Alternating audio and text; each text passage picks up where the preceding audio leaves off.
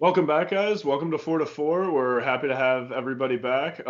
Check out our last episode that we had with Maggie and Casey. It was a pretty sweet episode. They dive into a bunch of stuff in their professional career and a bunch of injuries that they went through. This week's episode, we welcome Jason Donorovich from Penn State. Jason, what's up, man? Hey, what's going on, guys? So Jason Donorovich. I come from Lockport, New York. Just graduated from Penn State over in 2020. Unfortunately, that was the COVID year, and currently I am an assistant volleyball coach for the men's volleyball team at Baldwin Wallace University here in Berea, Ohio. Congratulations, man. Thanks. For getting that locked down. Yeah. As Jason, I think we should just get after it right away. Well, actually, let's go like we always do. Let's go into how'd you get into volleyball, man? Yeah. So my sister actually started playing early in her life, probably around 14, 15 years old. And I was just kind of trying to find out what I wanted to do. I mean, I played just like any other kid, really, just like the street hockey, street basketball, just all the kids in the neighborhood, just trying to find out what I wanted to do. My brother was really big in basketball, my older brother.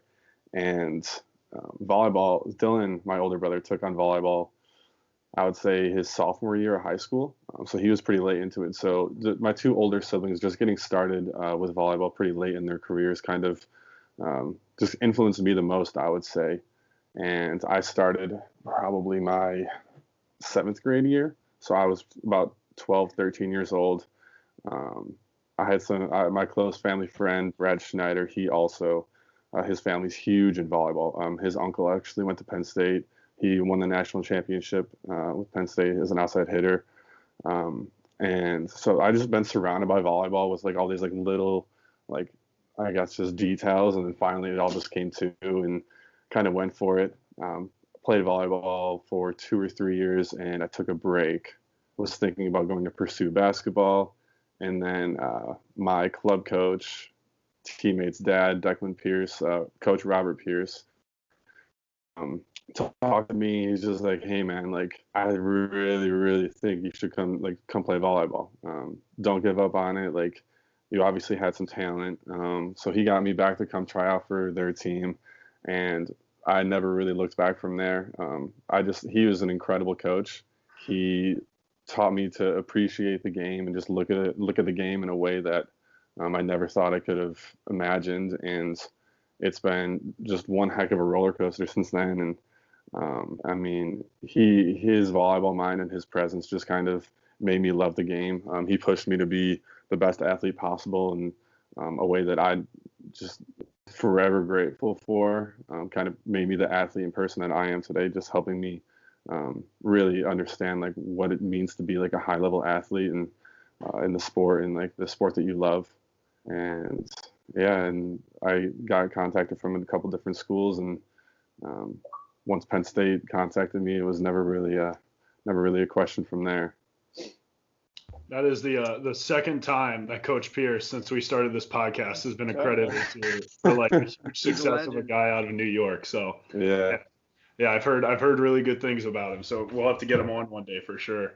Yeah, dude. That's a great idea.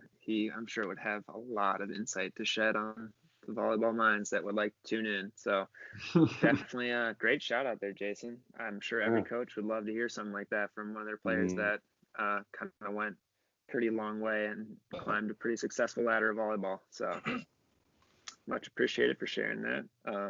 So as I was going to say, yeah, go ahead. Yeah, seriously. I was going to say, though, we should just dive right into it because Jason said that he was a senior at Penn State this past year when COVID really came through and it kind of actually canceled the season for these guys. And I really wanted to get Jason's perspective on that because I know if something like that happened to me during my senior year, I would have just been absolutely devastated, man. Yeah. That's yeah. So I mean, devastated. We had, so. Devastated is definitely the word I would use. I think the weirdest thing for me and like the other seniors that were with me is we just kind of saw that it took a little while for it to actually hit. I remember so we were in California we were playing UC San Diego and I think Santa Cruz maybe. Yeah. So we had our match one. We had a day off. UC Irvine, sorry, San Diego Irvine. So we played San Diego, and we had a day off practicing in between. And we're at practice, or we're driving to practice, and we're hearing all the news about just like the collegiate sports canceling season. So it was that morning that they announced that men's basketball wasn't going to be playing. So we were all pretty shook, and we were just like in the car, me and then so assistant coach Colin McMillan's driving. So I just look over to him. I'm like, Colin, like I gotta ask, you don't think they're gonna cancel our season, do you? Like, he's like, honestly, like I don't. I think it'd be pretty surprising if they did. It would probably just be no fans. We'll probably still play. Some travel restrictions, and then it came out that Princeton and Harvard canceled their season. So we were like, oh God. Those are two teams in our conference, and so right there, we're all like pretty shook again. So we go to practice. Halfway through practice, I sub out, and Pav comes over to me and is like, they just canceled their game tomorrow against Irvine. So right there, we were like, okay, so we're gonna be heading back home, and then we get a call that they're getting us out on the next flight next morning. So our trip just got cut down from 4 more days to we're leaving the next morning. We get into, I think it was Pittsburgh, and we're sharing a bus with the men's tennis team, driving all the way back to State College, and everyone's just like kind of wondering what's going to happen next. And we get back, and our associate athletic director, Jen James, just says pretty much, great season, guys. I don't really know how else to put it. And it was just it was just crazy, because that, like, our team our record doesn't really show like how well we were playing. And I mean, it's like, that's what's really tough about men's volleyball, is like you can get into some great matches, and like your record doesn't really show like how good of a team you can be. And we had such a young team. I mean, we had, what was it, like 4 sophomores starting.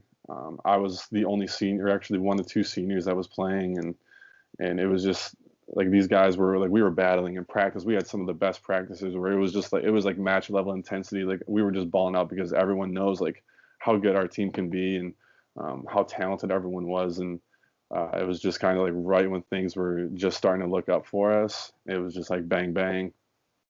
Now what? Yeah. So How far into the season were you? Like, how many games had you played at this point? I think it was about 16 or 17.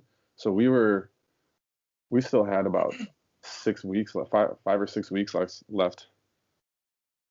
Yeah, I think Brandon and I actually were it must have been like a week or 2 probably before the California trip. We were at that, what was it, Mason and Charleston, right? Yeah. So we went down and saw you guys play them. You guys look really strong. I mean, I remember looking around being like, dude, they got some like sophomores. They've obviously got like, guys that we already knew were solid. But we were like, these young guys are really playing well. Like, this is going to be a strong team. So, I mean, for what it's worth, I was definitely disappointed to see that, because I was excited for you guys, man. It looked like a really strong team. So yeah, and like that was the thing, is like Penn State, I mean, it was like what, 20 some years that we won the conference, and the last couple of years have been tough. I mean, it's nothing to say anything bad about Penn State. It's just to say how, like, the state of men's volleyball in the country is just so strong now that every conference is just so competitive. Yeah. And like our team was finally like looking super strong, that we were ready to like make a run for it. And I guess, you know what, like, it happened. I think the state of that program is in a pretty good spot, which is pretty fun. It was pretty cool to see. Like, those young guys are some ballers. Yeah. For sure. And so when this all got shut down, obviously I'd heard that that some seniors were going to be granted another year of eligibility to play out their final and get like a full season. Were you gifted like that offer? So that's pretty funny that you bring that up. I mean, we were. Why is it funny, Jason? I was gonna say, I have no background on this, so whatever's funny about it, Callaway didn't like sneak me information. I don't even know. I don't know. I'm interested here. I think it was probably BYU in Hawaii right off the bat. It was probably April, and they were like, our seniors are coming back, like they're ready, they're coming, and then we're like, holy cow!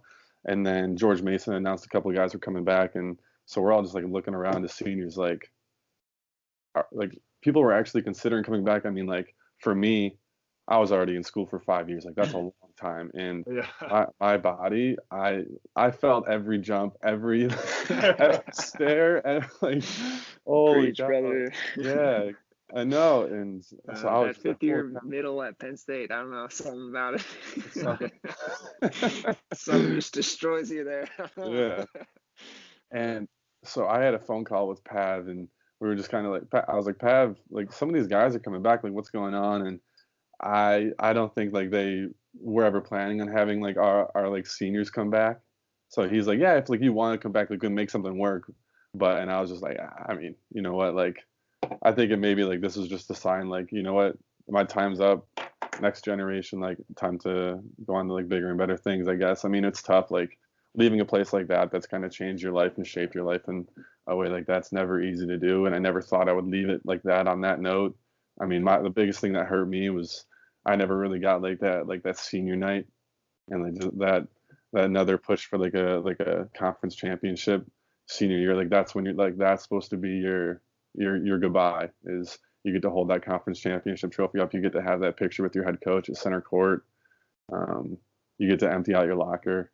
And for me, it was kind of like I'm heading back home, and I make a call to the equipment room manager, and he brings everything out in my locker in a cart because no one's allowed back in the building. So I never got to empty out my locker, never got to take my nameplate out. And it was just like those like little send-offs that every athlete's supposed to get at the end of their career never really happens. I think that was just like one of the hardest parts. Yeah, that's a lot of boxes unchecked. Yeah. So, I mean, that's all right. Senior banquet. I mean, we're still trying to find a way to get back there and get the proper goodbye. And I mean, you see the videos now, and you get all the players like practicing with masks on, and it's like, what kind of environment is that? Like, that's just crazy to me. Could you imagine doing like 6 a.m. stair runs or like insane conditioning and then throw a like heavy mask over it to breathe through? Yeah. I couldn't. I don't know. Even for like the coaching right now, I mean, like we have like the players all have masks on, we have to have masks on, and I'm sitting there and I'm like breathing heavy trying to like coach kids, and it's like I couldn't imagine actually like conditioning and playing volleyball. Yeah, now, dude, man. I feel crazy. bad for them. I feel bad for all the kids I coach. I'm like, dude, especially you need more water. Go get some more water. It's like, don't die, please. Dude, especially if you're like in general a sweaty person. Like I sweat a lot when I play. Yeah. I would go through like 3 face masks like a practice. I wouldn't be able to keep it on my face. Yeah. Like I would have to like rotate them or something. I'd have to have like a laundry day for masks. Yeah, like waterboarding yourself at that point. Seriously. Exactly. Dude, do you get the kids sometimes that like don't want to be the weak one that needs water, and they're just sitting there like, no, I'm good. And I'm just like, no, go get a drink. It's You're funny. good. Like, go get a drink. You're okay. Like, it's not a big deal.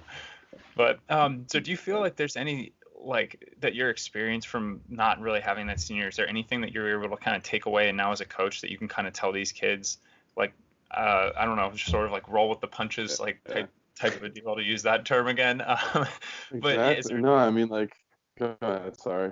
No, I was just gonna, is there anything that you're able to take from that, like drawing from that experience and kind of like instruct your kids a little bit? Yeah, I mean, it's going to be super cliche, but it's like, you just got to tell them, like, you'd never know, like, what practice is going to be your last. And I mean, you hear that throughout your entire athletic career, is like, I mean, I never thought that would truly like affect me in like a personal way. So now it's like, I was always like, oh, you know what, like, here they go again. Like, you never know when's going to be your last. You never know. And then it happens to you, and it's like, holy cow. I mean, that was pretty much what I like to think. And I mean, you see a kid that's taking plays off, you see a kid that's not really going 100%. It's like, hey man, you know what? Like, you're a collegiate athlete. Like, this is what you worked your entire life for. Like, don't dog it now. Yeah. Seriously, and that, like, the cliche of it's the fastest like 4 years.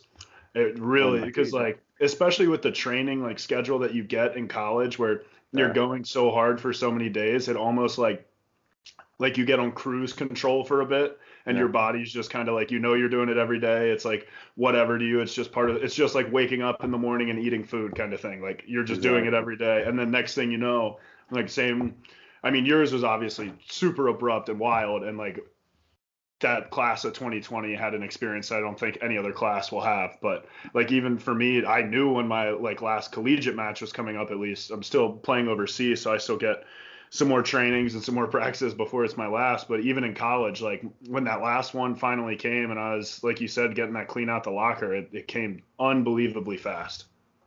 Yeah, you're 18. Next thing you know, you're 23.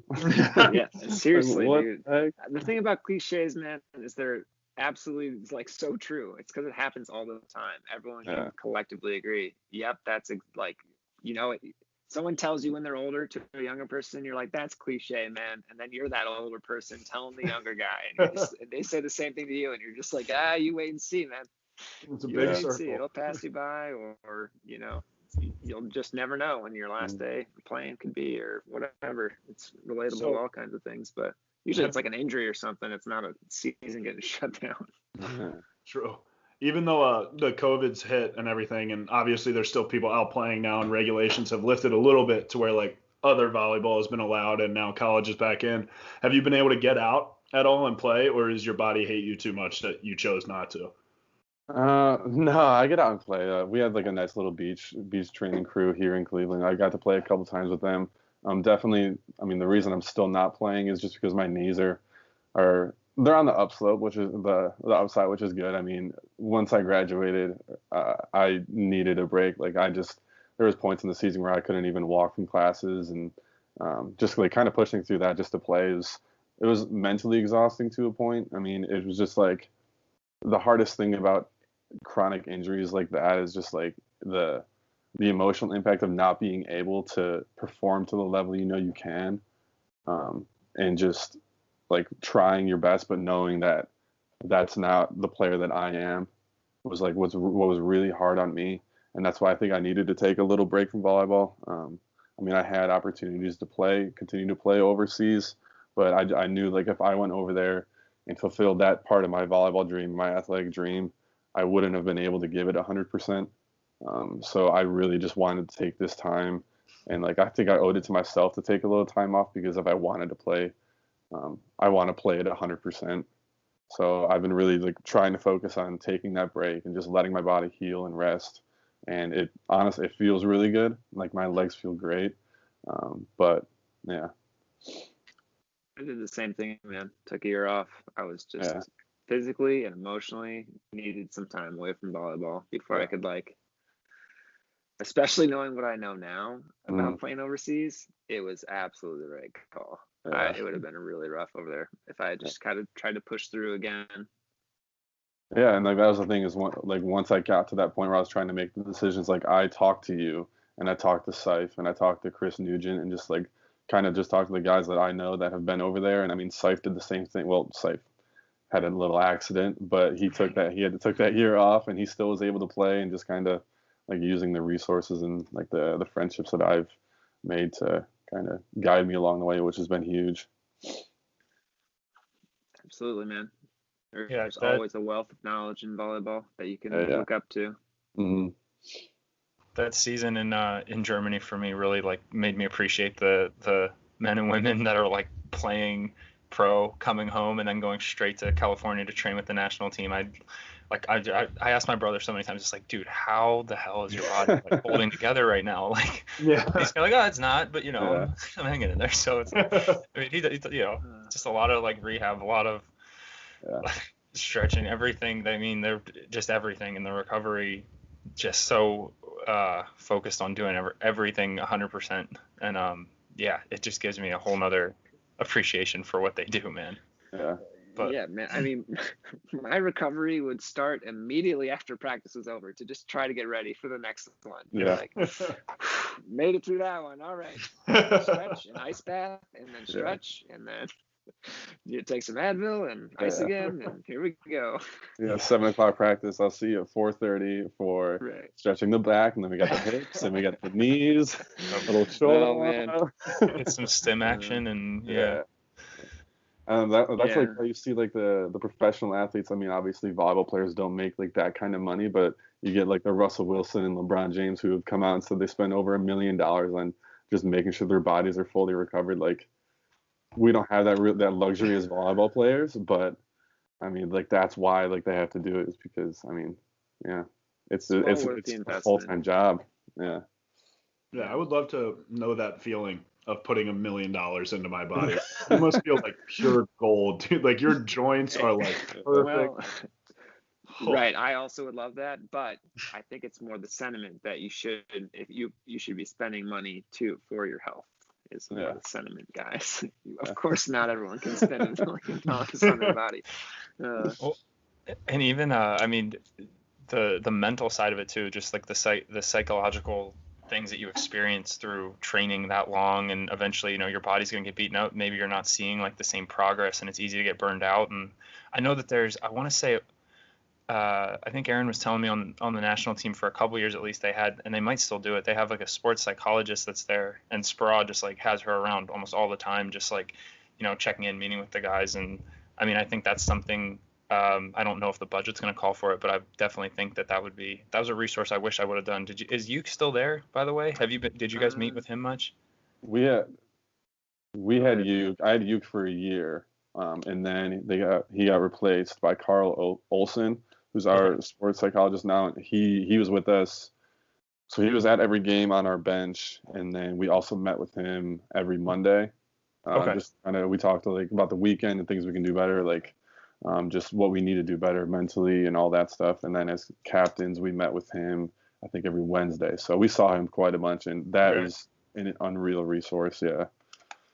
I didn't really meet with him a ton. I met with him a couple of times and he was great, but I, like, looking back at it, wish I would have met with him a little bit more, because I think there's points in the season where you're just like, man, like this is getting tough. Yeah. You just don't know what a valuable resource it is until you go, you know, and then you talk with it. Like, I mean, I'm speaking about Uke as well. This guy, Dave Ugelson, is an awesome guy. And I met with him only 2, maybe 3 times. And every conversation I had with him was, I felt better leaving the room than when I came, even if it was just to like come catch up a little bit, you know. So I recommend everyone goes and sees them, especially athletes, as, you know, the season gets trying and your classes and all that stuff can hit pretty hard. So it's always nice to just talk about it with somebody.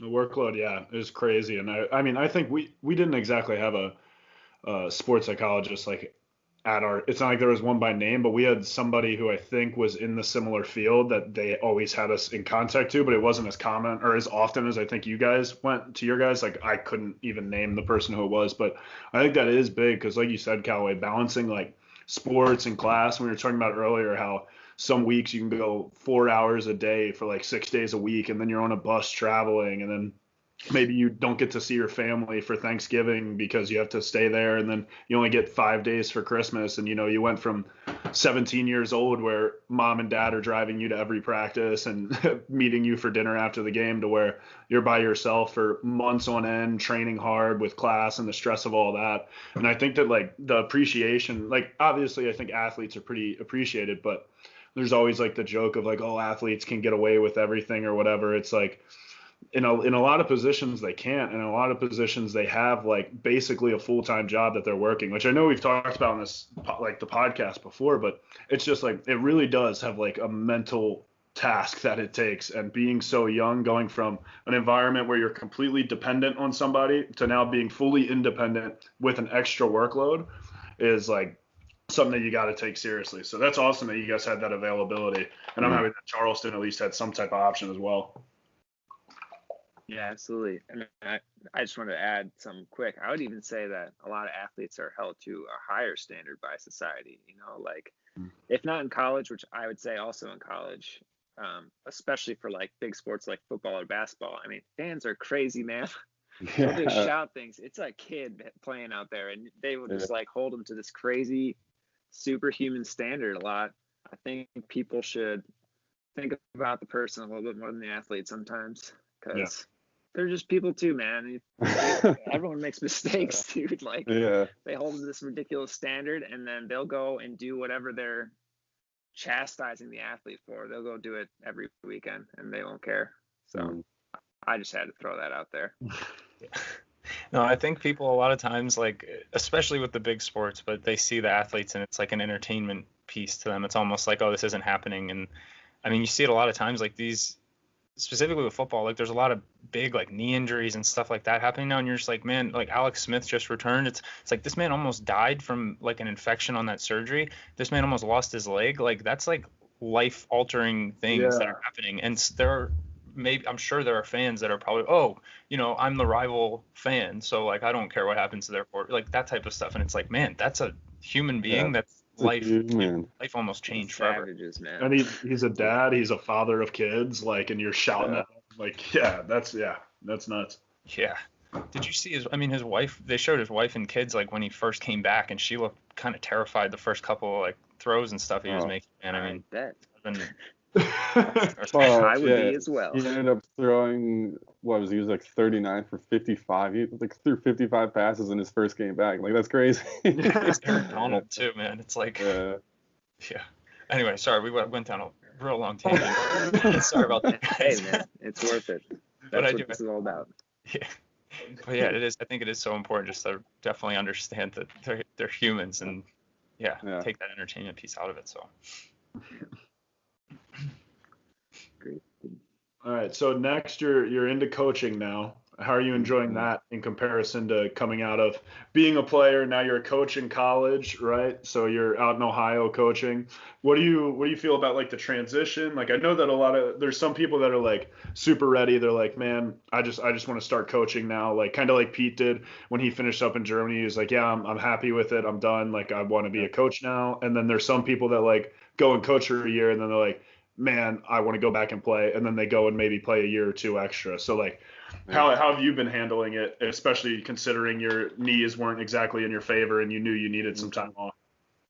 I think I have the best situation possible, to be honest. I mean, I moved to Cleveland, had another job, left that one, and I met Kyle Mars. So he graduated from Penn State. I think he said 2014, 13, somewhere around that area. And I think.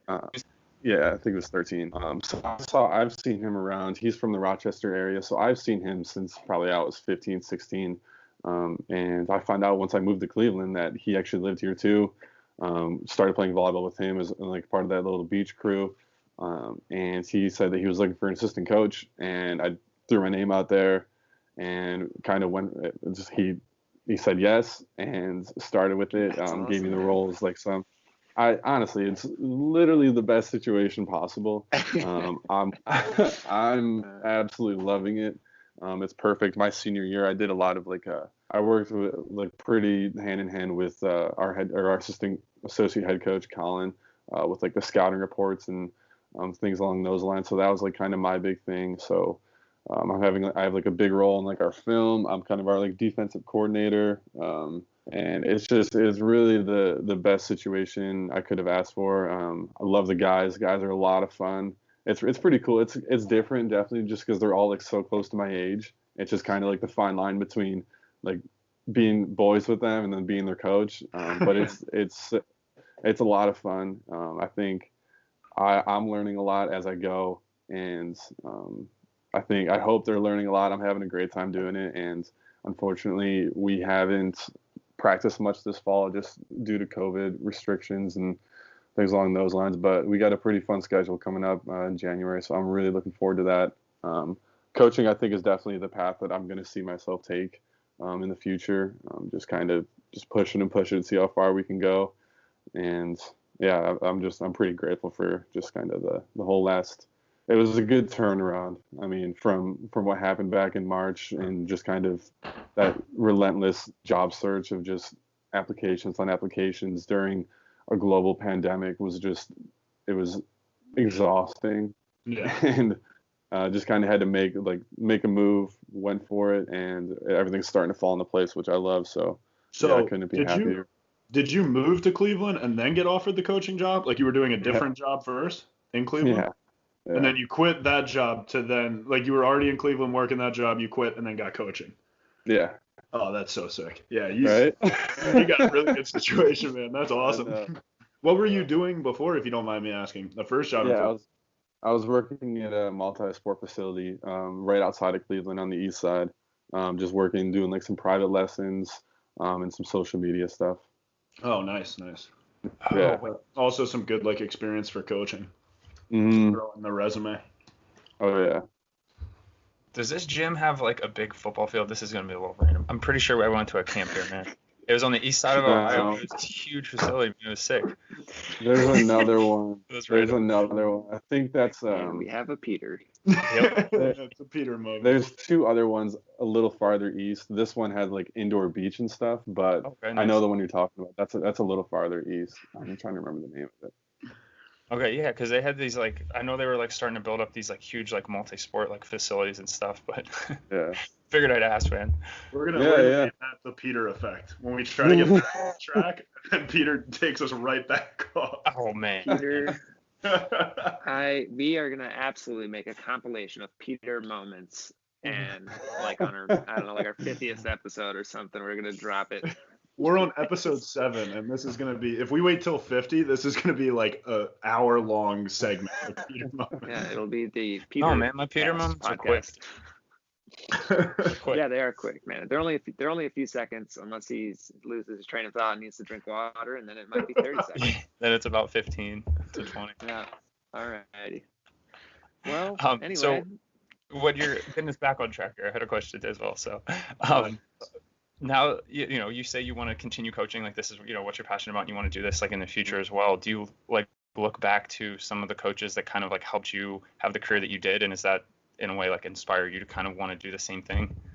Oh yeah, 100%. I mean, I think the whole reason I wanted to get into coaching was just because of like the impact that those people have had on my life, and I hope that I can have the same impact on those kids, the way that they have on me, and yeah, I mean, like I said earlier, like Pierce is definitely number one, and then just like I remember just sitting down. I would sit down in Colin's office and just like I could talk to that dude about volleyball for hours, and I swear to God, I will learn something new every single time. Like he knows so much about volleyball, like it's unreal, and like those guys are, I would say, had the two biggest impact on me and why I want to continue my coaching career. I mean, volleyball is just it's always changing. It's always getting like there's always some new play, some new whatever, like that just takes men's volleyball farther and farther, and that's what I love the most about this sport. I think it's like you see how big volleyball is growing in like our country, and it's amazing to see. I mean, who would have thought that we would see like men's volleyball as the number one growing sport in like boys high school? Like that's so cool to me. And like we got Motor MVB starting up all these new programs in colleges across the country, and it's really awesome for our sport, and I just want to be a part of that. Completely agree, man. I absolutely love coaching in any capacity. I thought it was interesting that you said it's kind of a fine balance between like because how young you are coaching those guys. And my first year out of the college, I was the second assistant at Dominican University, a D3 school, and that was always something that I was like, all right, I need to be teaching them things, but it's also kind of fun to kind of like talk back and forth a little bit and just be friends with them sometimes, but you definitely have to kind of define some boundaries and stuff for sure. Oh yeah, I think they get that too, which is really nice. Yeah, like do. Yeah.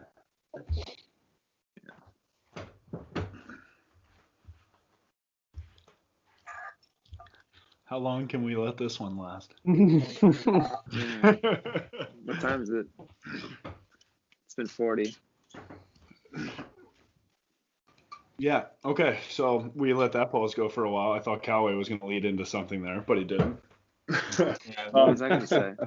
How long do you think the life in Cleveland is going to last? Like, are you thinking like a year or two and then try to keep jumping around to a different program and move up, go to women's maybe? Or is this like you want to stick in this for the long haul and maybe see yourself as the head coach at this school? Like, what's kind of like because going into coaching is such a different route that you could take from so many different angles. Like some people bounce around every year, or some people are at the same university for years, or starting club or finishing club. So, what's kind of your ideal plan if you could lay one out? Yeah. I mean, I think I try to come up with a plan every single day, and it changes every single day. But right now, I think what I have down is I could probably see myself in Cleveland for another year or two. This is the first year program. and we've got some good ballers on our team, and coaching with Kyle and Greg, I should say.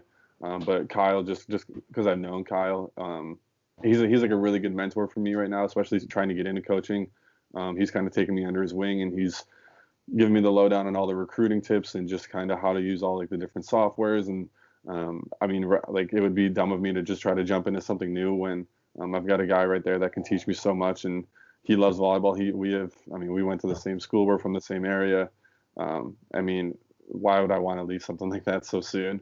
So I could definitely see myself being here, and just kind of learning from him and going from there. I definitely want to, if my body holds up, I think I would consider trying to play again. I mean, I don't want to waste my early 20s, but I mean, I would like to continue to play if I still could. Gonna keep that option open as well, but coaching wise, I think I could see myself just trying to push it as far as I can. I would like to stay in men's volleyball, I believe.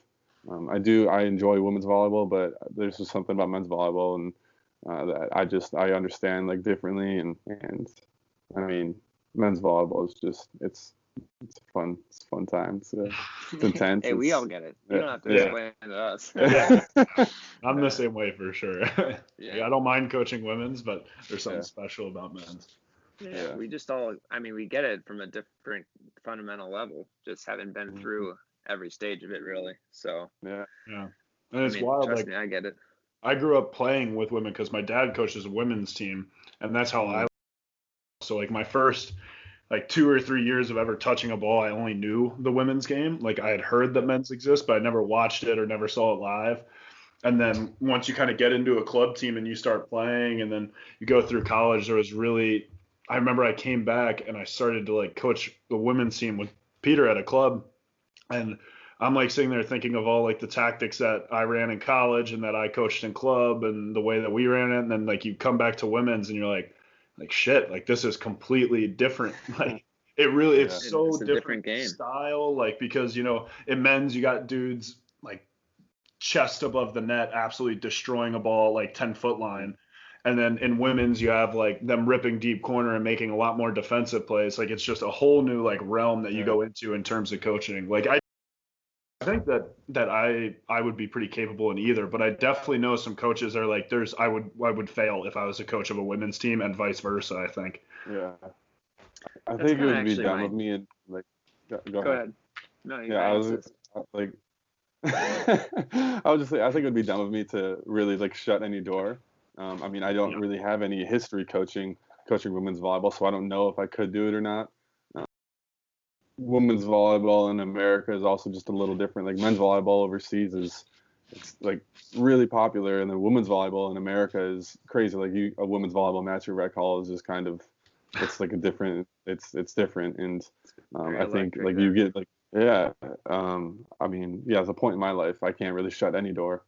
So I think I would keep all my options open for as long as I can see. But yeah, sorry, Callaway. I didn't mean to interrupt you there. No, you're good, bro. I was just gonna say, I think for me, I could definitely see myself coaching women someday. And to that is like, can I figure it out? Can I like put my own spin on like what I see for my team and be successful in that? And I think that's something I'd like to find out.